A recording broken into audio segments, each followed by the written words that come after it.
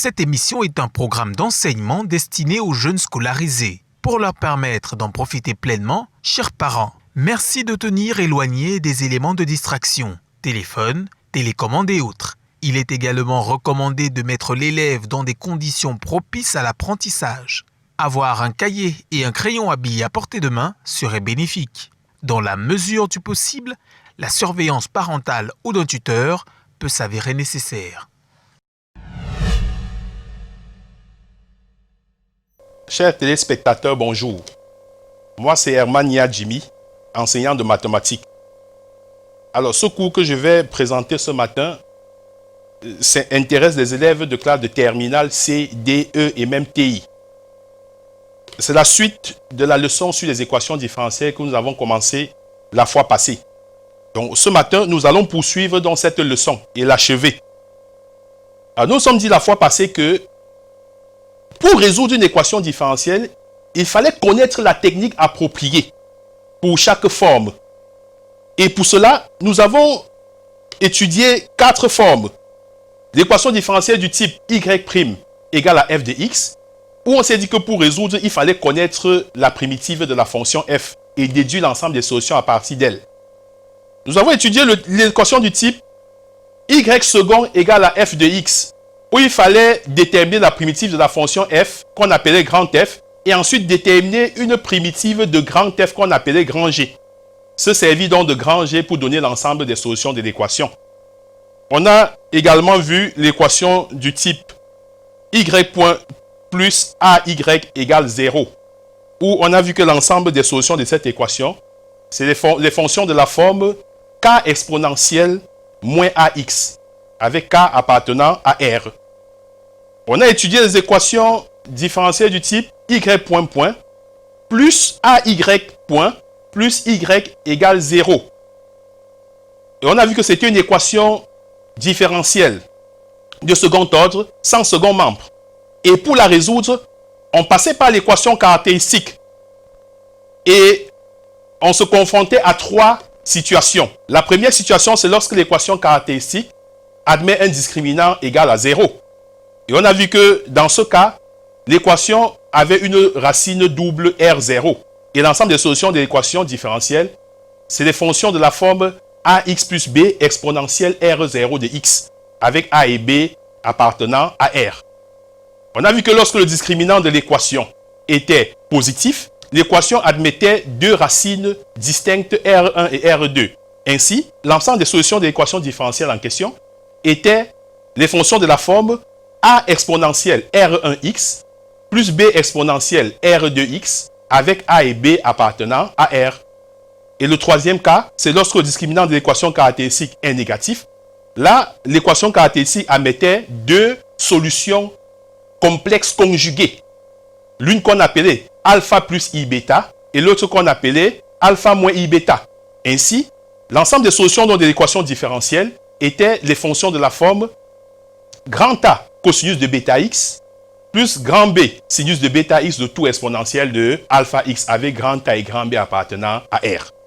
Alors, ce matin, nous allons étudier les équations différentielles du premier ordre et du second ordre avec second membre. Cette partie d'aujourd'hui est beaucoup plus basée sur des activités. Et une fois que les activités seront menées, chaque élève de la classe sera capable de résoudre une équation différentielle avec second membre. N'oublions pas que, en ce qui concerne le programme de terminale, nous limiterons aux équations de premier ordre et de second ordre seulement. Alors, sans tarder, nous allons nous lancer dans l'activité 1. Activité 1. On considère dans R les équations suivantes. y' moins 2y égale à x exponentielle de x et y' moins 2y égale 0. Alors, première question, résoudre l'équation E'. Deuxième question, soit A et B deux réels et U une fonction définie par U de x égale à ax plus b exponentielle de x. Petit a, déterminer petit a et petit b pour que U soit une solution de l'équation E. Petit b, montrer qu'une fonction V est solution de l'équation E' si et seulement si U plus V est solution de E. Petit c, en déduire les solutions de E et déterminer la solution de E qui s'annule en 0. Alors, de quoi est-il question? Nous avons l'équation E qui est une équation différentielle de premier ordre avec second membre. À côté d'elle, il y a l'équation E' qui est l'équation différentielle de premier ordre sans second membre, ce qu'on appelle souvent équation homogène. Nous allons résoudre l'équation E'. Nous allons déterminer U qui est une solution particulière de l'équation E et on va se servir de U pour déduire l'ensemble de toutes les solutions de l'équation E. Puisqu'il est question pour nous de résoudre ou d'intégrer l'équation E. Alors, solution. Première question. Il est question de résoudre l'équation E'. Alors, notre équation E', c'est une équation que vous avez étudiée la fois passée. C'est une équation différentielle de premier ordre sans second membre. Et le cours dit que les solutions de cette équation sont les fonctions de la forme y égale à k exponentielle ax avec a appartenant à R. Alors, lorsque nous identifions notre équation, nous voyons ici que a égale à moins 2. Et comme c'est k exponentielle moins ax, a étant moins 2, on va donc voir que les solutions de E sont les fonctions de la forme k exponentielle 2x avec k appartenant à R. Donc, l'ensemble des solutions de l'équation différentielle E, c'est des fonctions, E', c'est des fonctions de la forme k exponentielle 2x avec k appartenant à R. Deuxième question. Petit a. Il est question de déterminer A et B pour que U soit solution de l'équation E. Nous savons qu'une fonction est solution d'une équation différentielle si elle vérifie l'équation différentielle. Voilà pourquoi nous disons que la fonction U est solution de l'équation différentielle E si et seulement si U' de x moins 2U de x égale à x exponentielle de x. C'est-à-dire, on remplace U de x par sa valeur. C'est-à-dire ax plus b exponentielle de x, le tout prime, moins 2 facteurs de ax plus b exponentielle de x, égale à x exponentielle de x. Ce qui donne a exponentielle de x plus ax plus b exponentielle de x moins 2 facteurs de ax plus b exponentielle de x égale à x exponentielle de x. C'est-à-dire que nous dérivons et nous développons. On obtient donc moins ax plus a moins b égale à x. Ça, c'est en simplifiant par exponentielle de x. Et c'est possible parce que exponentielle de x est toujours strictement positive, quel que soit x. Donc, en simplifiant, on est sûr donc que exponentielle ne s'annule pas. Donc, on n'a pas de souci de simplification. Ce qui nous donne donc l'égalité de deux polynômes. Et nous savons que deux polynômes sont égaux si les coefficients sont égaux 2 à 2. C'est pour ça que par identification, on a le système suivant. Moins a égale 1. Et a moins b égale 0. Et en le résolvant, on obtient donc a égale b égale à moins 1. D'où u de x est égal à moins x moins 1 le tout exponentiel de x. Donc la fonction u qui est solution de cette équation différentielle, cette fonction particulière dont nous cherchons, est u de x égale à moins x exponentielle de x. Alors, petit b. Il est question de montrer qu'une fonction v est solution de l'équation différentielle E' si et seulement si u plus v est solution de E. Bien évidemment, c'est une équivalence qui est une double implication. Soit on utilise les équivalences pour avancer, soit on peut montrer la double implication, c'est-à-dire l'implication dans un sens et l'autre implication dans l'autre. Mais ici, on peut facilement utiliser l'équivalence et avancer. Voilà pourquoi on se dit, soit V une solution de E'. Alors, on traduit le fait que V soit solution de E'. Si V est solution de E', c'est qu'elle vérifie l'équation E'. Voilà pourquoi V' de x moins 2V de x égale 0. Or, nous savons au préalable que U que nous avons trouvé plus haut est une solution de E. Alors, U' de x moins 2U de x est égal à x exponentielle de x puisqu'elle va vérifier l'équation E. Et si on somme membre à membre les deux égalités, ce qui est possible, on obtient donc U' plus V' le tout facteur de x moins 2U plus V de x égale à x exponentielle de x. Et on conclut que U plus V est solution de E. Donc, le V que nous avons choisi est un V arbitraire. Voilà pourquoi, en déroulant, nous avons réussi à montrer que étant choisi un V solution de l'équation E', le U plus V est solution de l'équation E. N'oublions donc pas que l'ensemble des solutions de l'équation E pour l'instant, c'est U plus V quand V est solution de E'. Ça, c'est très important. Alors, passons à la question au volet 2C. En déduire les solutions de E et déterminer la solution de E qui s'annule en 0. Le premier volet, c'est de déduire les solutions de E.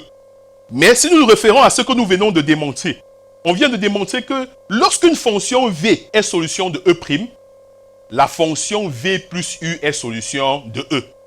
La question qu'on peut se poser immédiatement, c'est est-ce qu'on connaît l'ensemble des solutions de E'? Oui, parce qu'on a commencé par résoudre l'équation E'. Ça veut dire qu'on connaît la forme de V. Voilà pourquoi on dit, comme V est solution de E', alors V de x égale à k exponentielle de 2x. Parce que nous avons vu plus haut que les fonctions solutions de E' sont les fonctions de la forme k exponentielle de 2x, avec k appartenant à R. Et comme V est fixé, on sait qu'en lui ajoutant U, on a donc la solution de E. Ainsi, les solutions de E sont les fonctions de la forme k exponentielle de 2x moins facteur de x plus 1 exponentielle de x, avec k appartenant à R. Tout simplement, puisqu'il fallait déterminer la solution de E qui s'annule en 0. Parce que nous avons trouvé l'ensemble des solutions de E. On s'est dit que c'est les fonctions de la forme k exponentielle de 2x moins x plus 1, le tout exponentiel de x avec k appartenant à R. Alors, si on pose h de x égale à cette fonction, nous sommes en train de déterminer donc une solution de E, mais particulière, qui remplit la condition h de 0 égale 0, par exemple, parce qu'on a dit que c'est une solution qui s'annule en 0. Ça veut dire que h de 0 est égal à 0. Et si nous allons dans la fonction h, nous remplaçons x par 0, on va donc obtenir k moins 1 égale 0. Et on va voir que k est égal à 1. Ce qui fait que la fonction particulière que nous cherchons, c'est la fonction h de x égale exponentielle de 2x moins parenthèse x plus 1 le tout exponentiel de x. Donc, n'oublions pas que les solutions de E que nous avons données sont une famille de fonctions. Et pour chaque condition que la fonction remplit, nous avons une fonction particulière solution de E. N'oublions pas ce qu'on s'était dit au début, que résoudre une équation différentielle, c'est déterminer l'ensemble de toutes les solutions. Et les solutions de l'équation différentielle sont des fonctions. Ce sont des fonctions. Et c'est une famille de fonctions.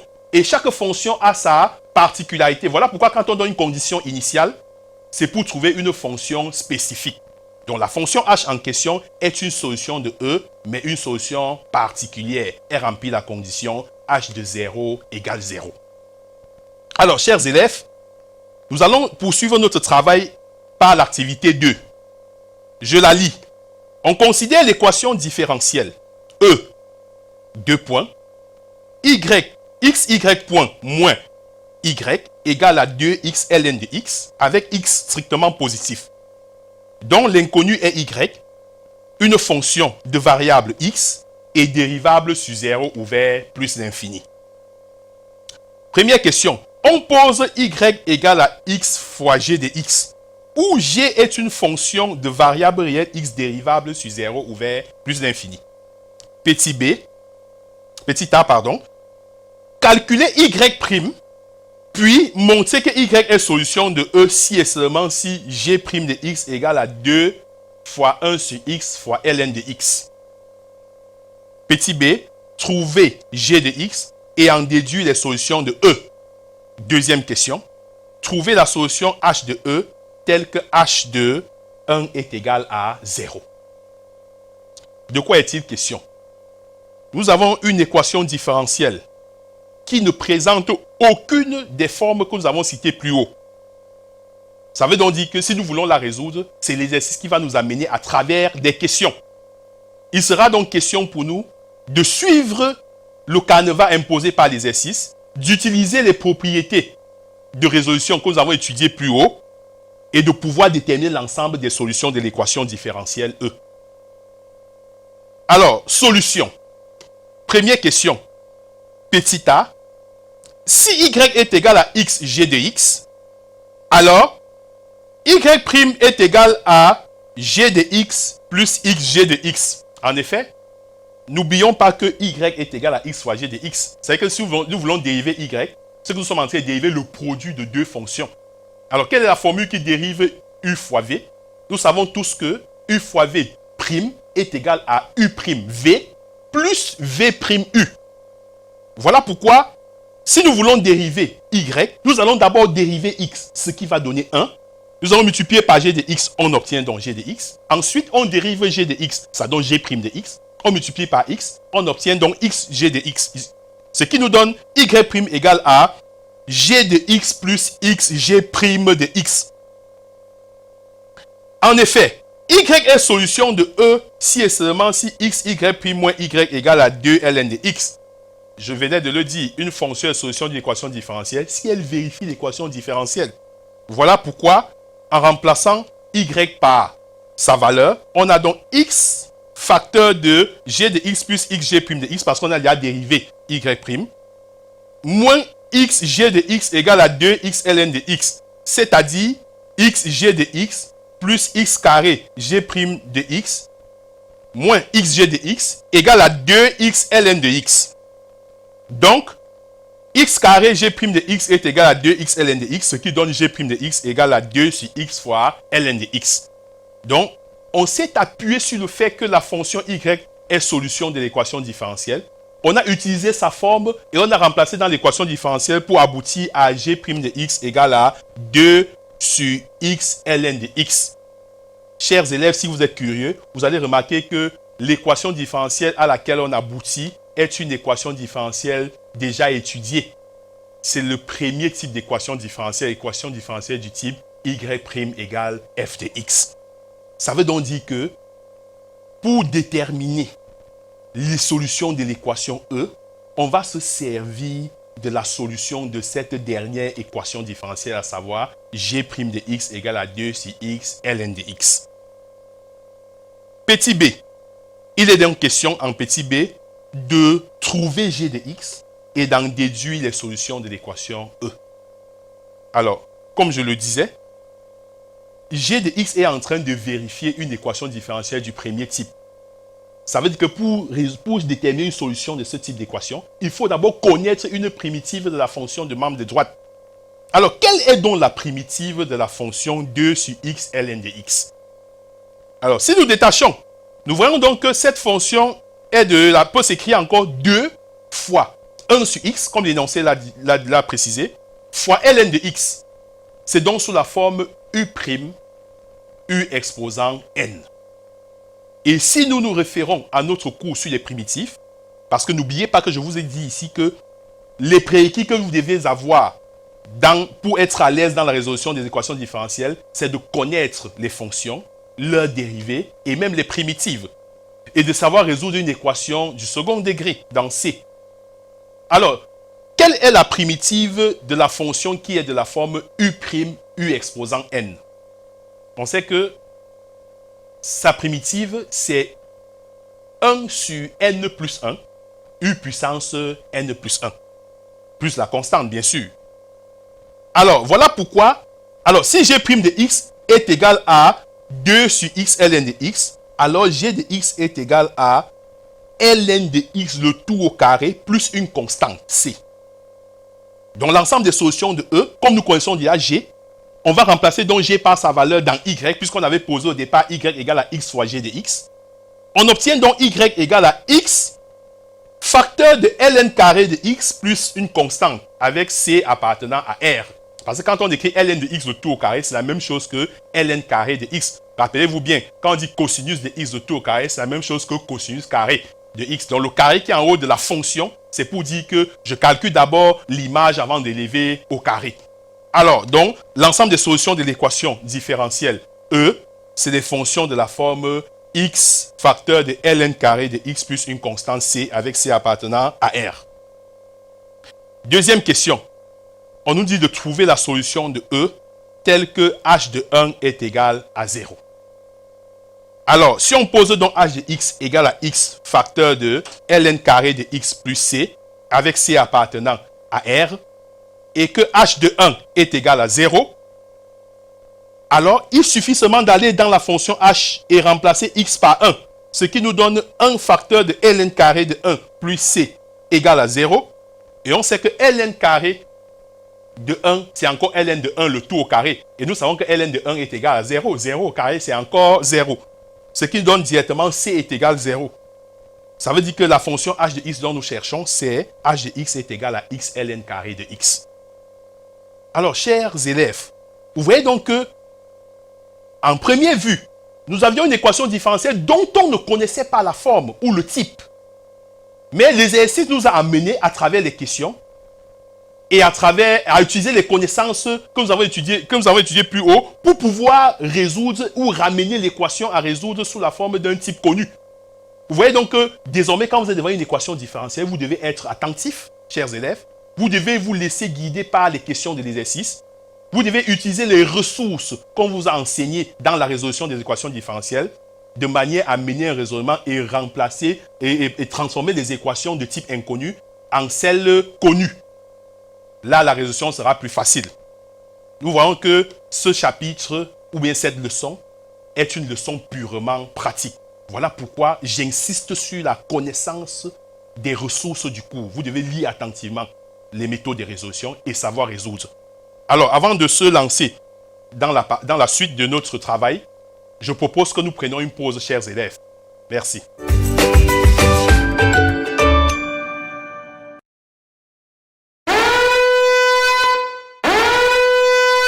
Cette émission est un programme d'enseignement destiné aux jeunes scolarisés. Pour leur permettre d'en profiter pleinement, chers parents, merci de tenir éloigné des éléments de distraction, téléphone, télécommande et autres. Il est également recommandé de mettre l'élève dans des conditions propices à l'apprentissage. Avoir un cahier et un crayon à billes à portée de main serait bénéfique. Dans la mesure du possible, la surveillance parentale ou d'un tuteur peut s'avérer nécessaire. Revenons donc dans la suite de notre travail. Nous venons de montrer ici, à travers deux activités, que même si l'équation différentielle ne se présente pas sous une forme connue, on peut la transformer de manière à la ramener sous la forme connue. Et il sera toujours question pour nous d'être orientés à travers les questions de l'exercice. Soit l'équation différentielle sera donnée avec son équation homogène à côté d'elle, soit nous aurons une équation différentielle de type inconnu, mais à travers un raisonnement ou les questions d'exercice, la ramener à une équation de type connu. Alors, passons à l'activité 3, chers élèves. Je la lis. On considère dans R les équations E. Y second moins 3y' plus 2y égale à 2x carré moins 5x plus 3. E', 2 points, y second moins 3y' plus 2y égale 0. Vous remarquez tout de même que l'équation E s'accompagne de son équation homogène E'. Première question, trouvez un polynôme du second degré P, solution de l'équation différentielle E. Ça, c'est la première question. Deuxième question, résoudre l'équation E'. Troisième question, montrer qu'une fonction f est solution de E si et seulement si f moins p est solution de E'. Et quatrième question, en déduire les solutions de E. Alors, lorsque nous observons cette activité, elle ressemble à l'activité 1. Dans le fond, parce que on a une équation E, on a son équation homogène. On l'avait aussi à l'activité 1. Ici, on nous amène à trouver une solution particulière quand on dit que c'est un polynôme second degré. Dans l'activité 1, on avait notre fonction U qui dépendait de A et B. Et on nous a demandé de trouver les réels A et B. Et on doit résoudre l'équation homogène ici, E'. Dans la première activité, on a résolu l'équation homogène aussi. On doit montrer qu'une fonction f est solution de E si et seulement si f moins p est solution de E'. C'est dans le même sens que la première activité, où on a montré qu'une fonction v était solution de l'équation E' homogène, si v u plus v était solution de E. Mais ici, ce n'est qu'à un moins près. Ça veut donc dire que si nous regardons bien, les équations différentielles ont tendance à se ressembler. La méthode de résolution a tendance à être la même partout. Il est donc question pour nous d'être attentifs, chers élèves. Solution. Alors, premièrement, il est question pour nous de trouver un polynôme P du second degré qui soit solution de l'équation E. Alors, nous savons qu'un polynôme est dit du second degré s'il peut s'écrire de la forme ax carré plus bx plus c avec a appartenant à différent de 0. Parce que n'oublions pas qu'un polynôme du second degré, le coefficient de x carré ne doit pas s'annuler. Parce que s'il s'annule, c'est que le polynôme n'est plus du second degré. Alors, pour cela, nous disons que P est un polynôme du second degré, signifie que P de x égale à ax carré plus bx plus c avec a différent de 0. P est solution de l'équation E si et seulement si P second de x moins 3P' de x plus 2P de x égale à 2x carré moins 5x plus 3. Ce qui est normal, parce que si P est solution de l'équation E, alors P vérifie l'équation E. Il suffit d'aller dans l'équation E et remplacer y par P. Ce qui nous donne donc P second de x moins 3P' de x plus 2P de x égale à 2x carré moins 5x plus 3. Alors, si nous avons l'expression de P de x, en dérivant deux fois, on aura donc ax carré plus bx plus c second, moins 3 facteurs de ax carré plus bx plus c prime, plus 2 facteurs de ax carré plus bx plus c égale à 2x carré moins 5x plus 3. On a donc 2a qui est la dérivée seconde du polynôme P, moins 6ax moins 3b, plus 2ax carré plus 2bx plus 2c égale à 2x carré moins 5x plus 3.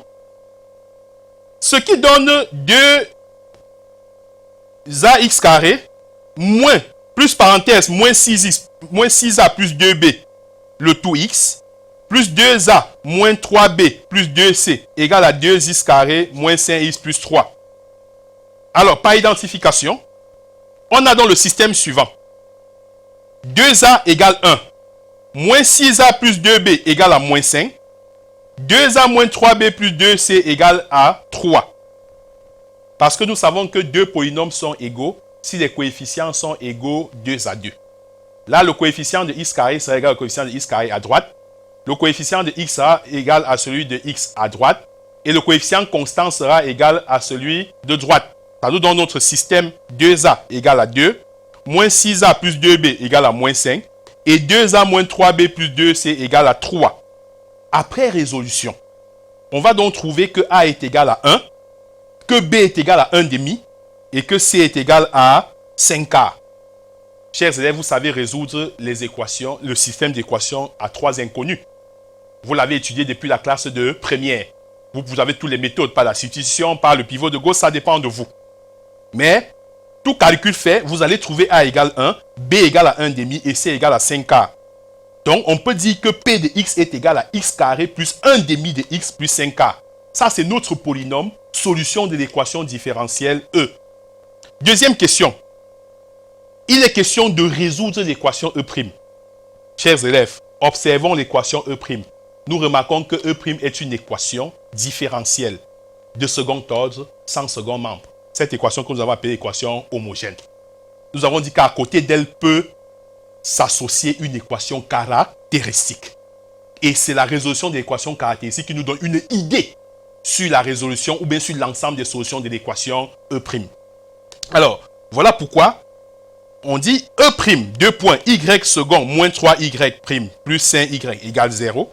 Son équation caractéristique est E indice, oui, R carré moins 3R plus 5 égale 0. Son discriminant, si vous calculez son discriminant, vous allez trouver que delta est égal à 1. Et quand delta est égal à 1, si nous remontons dans le tableau donné plus haut, nous allons remarquer que quand delta est positif, l'équation caractéristique a deux racines distinctes, R1 et R2. Voilà pourquoi, si nous calculons R1, nous allons trouver que R1 est égal à 1 et R2 est égal à 2. Ainsi, si nous avons déjà R1 et R2, nous pouvons donner l'ensemble des solutions de l'équation E'. Voilà pourquoi on dit les solutions de E' sont les fonctions de la forme a exponentielle de R1x, R étant 1, ça fait A exponentielle de x, plus B exponentielle de 2x, parce que R2 c'est 2, avec A et B appartenant à R. Vous voyez qu'on a seulement appliqué la propriété ou la méthode de résolution. Voilà pourquoi vous devez la maîtriser par cœur pour pouvoir aborder facilement les exercices sur les équations différentielles. Alors, petit 3. On nous dit ici, montrer qu'une fonction f est solution de E si et seulement si f moins p est solution de E'. Autrement dit, montrer que si je connais une solution de E, que j'appelle par exemple f, c'est que je vais seulement lui associer moins p et j'aurai une solution de... Si je connais une solution de E' que j'appelle f, je lui associe seulement moins p qui est une solution de E'. Ce qui fait que on dit soit f une solution de E, alors f second moins 3f' plus 2f est égal à 2x carré plus moins 5x plus 3. C'est parce que f est solution de E. C'est-à-dire que f vérifie l'équation E. De plus, p est solution de E. Ça, on le connaissait déjà. Alors, p second de x moins 3p' de x plus 2p de x égale à 2x carré moins 5x plus 3. En faisant donc la différence des deux égalités, alors que dans la première activité, nous avons fait la somme. En faisant donc la différence des deux égalités, on obtient donc f moins p, le tout second de x, moins 5 facteurs de f moins p, le tout prime de x, plus 2 facteurs de f moins p de x est égal à 0. Ce qui nous amène à comprendre que f moins p est solution de E'. On conclut donc que dès qu'on a une solution f de E, si on enlève p, on a une solution de E'. Et comme nous connaissons donc l'ensemble des solutions de E', on peut se baser sur le fait que nous connaissons la forme des solutions de E' pour déduire f qui est solution de E. On dit donc que f moins p est solution de E'. On pose donc f de x moins p de x égale à a exponentielle de x plus b exponentielle de 2x. Alors f de x égale à a exponentielle de x plus b exponentielle de 2x plus p de x. Les solutions de E sont les fonctions de la forme a exponentielle de x plus b exponentielle de 2x plus x carré plus 1 demi de x plus 5 quart avec a et b appartenant à R. Vous voyez, chers élèves, que nous sommes appuyés sur l'ensemble des solutions de E' pour déduire l'ensemble des solutions de E. On comprend à travers les trois activités que lorsqu'on maîtrise déjà la résolution des équations différentielles des trois premiers types énoncés dans la première partie de la leçon, on se sert d'elle pour pouvoir résoudre n'importe quel type d'équation différentielle du premier ou du second ordre avec second membre. Donc, on doit retenir que chaque fois, l'examinateur nous amènera à travers les questions qu'il posera à résoudre ou bien à déterminer l'ensemble des solutions d'une équation différentielle, même si la forme n'est pas connue. Il est donc impératif d'abord de maîtriser les prérequis, de maîtriser les méthodes de résolution, bref, de mobiliser assez de ressources qui ont été déjà étudiées dans les fonctions pour pouvoir se sentir à l'aise dans la résolution des équations différentielles. Alors, je vous invite donc, chers élèves, à lire cette leçon, à refaire les activités et tout en vous limitant au premier et au second ordre, parce que ça, c'est votre programme. Alors, sans plus tarder, je vais passer à la conclusion générale. Alors, en définitive, nous devons savoir que l'étude de plusieurs phénomènes dont l'évolution est décrite par une fonction plusieurs fois dérivable se traduit très souvent par une équation différentielle. Que ce soit en physique, en économie ou bien en biologie, citons par exemple l'équation V' égale à G moins KV carré, à laquelle on aboutit lorsqu'on étudie certains cas de chute verticale d'un corps soumis à la résistance de l'air, V étant la vitesse, G et K étant des constantes. Vous voyez que cette équation différentielle que je viens de citer est une équation différentielle qui a été obtenu lorsque les physiciens étudiaient le mouvement de chute d'un corps qui était soumis à la résistance de l'air, c'est-à-dire ce qu'on appelle souvent les forces de frottement qui empêchent l'avancée du solide. Ils ont donc abouti à cette équation différentielle que pour résoudre, on a besoin de nos connaissances mathématiques. Voilà pourquoi je vous disais que ce chapitre sur l'équation différentielle est un chapitre carrefour chez toutes les sciences. Alors, si je continue, en parlant de biologie, l'étude de l'évolution d'une maladie contagieuse, par exemple le cas de coronavirus au Cameroun, dans une région peut aboutir à une équation différentielle dont la résolution peut nous permettre d'estimer le nombre de contaminés au bout d'un certain temps. Alors, si les paramètres sont prédéfinis, on peut dans une région, à partir des relevés, évaluer le nombre de contaminés. Par exemple, dans une région, en fonction par exemple du climat, des conditions économiques et tout. Et pouvoir faire des déductions et même des prévisions, parce que pour être sûr que si rien n'est fait, quand on dit par exemple si rien n'est fait, on a par exemple la chance de voir plus d'1 million de contaminés. Ce n'est pas sur la base de rien, c'est sur la base d'une étude qui aboutit à une équation différentielle dont la résolution est une fonction même peut-être à plusieurs variables et qui a permis de faire des prévisions. Ceci n'est qu'un exemple, chers élèves, pour vous amener à comprendre que les équations différentielles aident tellement dans beaucoup de domaines de la science. J'ai cité la biologie, la physique et l'économie. Il y a plusieurs domaines où on ne peut évoluer sans savoir résoudre une équation différentielle. D'où l'importance de cette leçon. Alors, chers élèves, je vous invite à prendre plus de sérieux à l'étudier de manière à renforcer vos propres connaissances. Je vous remercie.